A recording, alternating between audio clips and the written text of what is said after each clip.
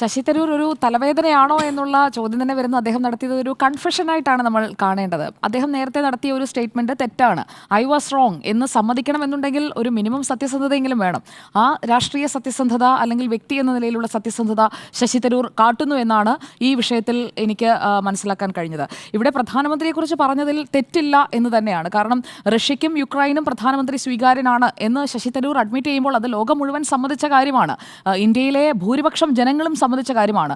കോൺഗ്രസിലെ കുറച്ച് നേതാക്കൾക്ക്, പിന്നെ മോദി വിരുദ്ധത മാത്രം എപ്പോഴും മനസ്സിലുള്ള ആളുകൾക്ക് മാത്രമായിരിക്കാം നരേന്ദ്രമോദിയെയും അദ്ദേഹത്തിന്റെ മറ്റ് ലോകരാജ്യങ്ങളോടുള്ള സമീപനത്തെയും ഇപ്പോഴും അംഗീകരിക്കാൻ പറ്റാതെ ഉള്ളത്. എന്തായാലും ഈ വിഷയത്തിൽ എടുത്തിരിക്കുന്ന സ്റ്റാൻഡ് അത് അന്ന് പാർലമെന്റ് ഡിബേറ്റിൽ കോൺഗ്രസിന്റെ MP എന്ന നിലയിൽ സംസാരിച്ചത് തെറ്റിപ്പോയി എന്നാണ് ശശി തരൂർ പറയുന്നത്. അല്ലാതെ റൈസിന ഡയലോഗ് പോലെ മറ്റൊരു അഭിമുഖത്തിൽ ഞാൻ പറഞ്ഞത് തെറ്റിപ്പോയി എന്നല്ല പറയുന്നത്. അതിൽ രാഹുൽ ഗാന്ധി യഥാർത്ഥത്തിൽ റെഡ് ഫേസ്ഡ് ആകേണ്ട ഒരു സിറ്റുവേഷൻ ഇവിടെ ഉണ്ട്.